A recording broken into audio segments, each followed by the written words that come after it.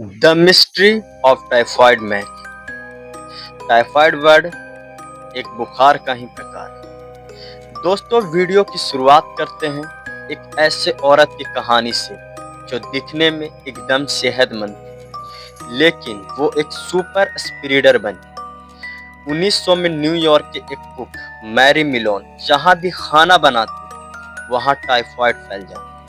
लेकिन हैरानी की बात यह थी कि मैरी को खुद कभी बुखार नहीं हुआ। वो दुनिया की पहली हेल्थी कैरियर बनी। हिस्ट्री के रिकॉर्ड के मुताबिक उसने अनजाने में 50 से भी ज्यादा लोगों को बीमार किया, जिसमें से 3 लोगों की जान चली गई। इसके बाद इसका नाम टाइफॉइड मैरी के नाम से जाना जाने लगा। इसने अपनी बची खुची जिंदगी आइसोलेशन में बिताई। ये रहा टाइफॉइड मिलोन की कुछ फोटोज। अब जानते हैं टाइफॉइड होता क्या है, डिफिनेशंस और ओरिजिन। Medical term. टाइफॉइड को मेडिकल भाषा में एंटेरिक फीवर कहते हैं। नाम का मतलब टाइफॉइड शब्द ग्रीक वर्ड टाइफोस से आया है, जिसका मतलब है धुआं, स्मोक। पुराने जमाने में माना जाता था कि बुखार मरीज को धुआं जैसा धुंधला कर देता है, जिससे वो बेहोशी और कंफ्यूजन के अवस्था में वो चला जाता है। ये सोलोमोनेला टाइफी नाम के एक बैक्टीरिया की वजह से होता है। इस बैक्टीरिया को 1880 में कार्ल जोसेफ इवर्थ ने ढूंढा था। अब जानते हैं ये होता क्या है। Causes transmission. टाइफाइड होने के मुख्य वजह है गंदगी, फीसल, ओरल फूड। ये बैक्टीरिया गंदे पानी, खाने के जरिए हमारे शरीर के अंदर जाता है, कंटामिनेट करती है, मतलब दूषित करती है। अगर कोई इन्फेक्टेड व्यक्ति जैसे टाइफाइड मैरी टॉयलेट के बाद हाथ नहीं धोती, ढंग से नहीं धोती है, उसके बाद वो खाना बनाती है, तो बैक्टीरिया दूसरे इंसान तक पहुंच जाता है। मक्खियां भी बैक्टीरिया को एक जगह से दूसरे जगह ले जाने का काम करती है। मतलब आप अपने खाने का जरूर ध्यान रखें, मक्खियों को बैठने दें। शरीर में बैक्टीरिया क्या करता है, पैथोफिजियोलॉजी की बात करते हैं। जब हम कंटामिनेटेड फूड लेते हैं, मतलब दूषित भोजन लेते हैं, तो बैक्टीरिया हमारे स्मॉल इंटेस्टाइन, छोटी आंत की दीवारों पर हमला करता है। वहाँ पियर्स पैचेस होते हैं, लिम्फोइड टिश्यू होते हैं, ये मल्टीप्लाई होते हैं, फिर खून के रास्ते लीवर, स्प्लीन, बोन मैरो तक फैल जाते हैं।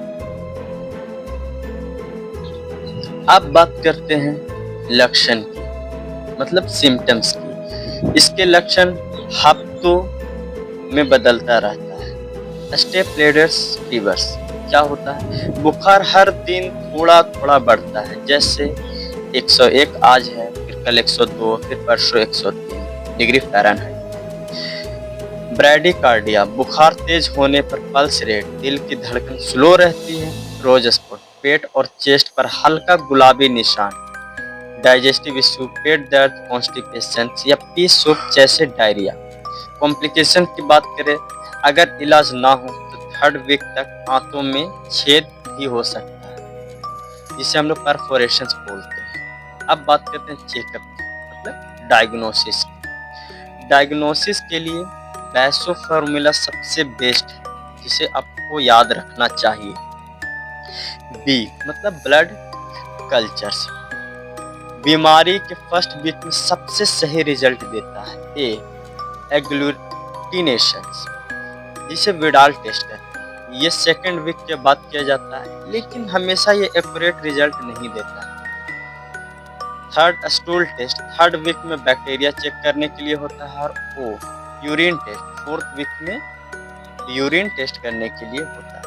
इलाज मतलब ट्रीटमेंट और मैनेजमेंट की बात करते हैं। एंटीबायोटिक्स, इसका मेन इलाज एंटीबायोटिक है, जैसे सेफ्टियाजोन्स, एजिथ्रोमाइसिन, सिप्रोफ्लॉक्सिन जैसे टैबलेट्स आप ले सकते, इंजेक्शन ले सकते हैं। हाइड्रोनेशंस, मरीज को ORS, नारियल पानी, दिन में बहुत ज़्यादा उसे पानी पिलाएं ताकि वो स्वस्थ रहे। डाइट की बात करें तो हल्का और आसानी से पचने वाला खाना दें, जैसे दलिया, खिचड़ी लेना चाहिए।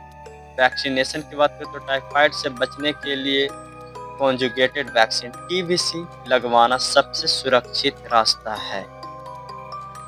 मैं उम्मीद करता हूँ कि आपको हर चीज़ समझ में आया होगा, हर चीज़ अच्छे से आप समझ गए होंगे।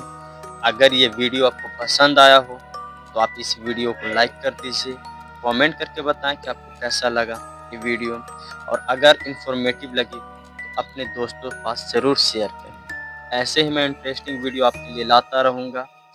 फिलहाल के लिए इतना ही। अब अगली वीडियो फिर से कुछ इंटरेस्टिंग फैक्ट कहलाऊँगा।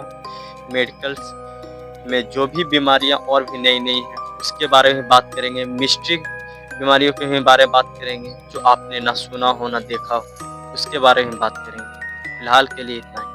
धन्यवाद।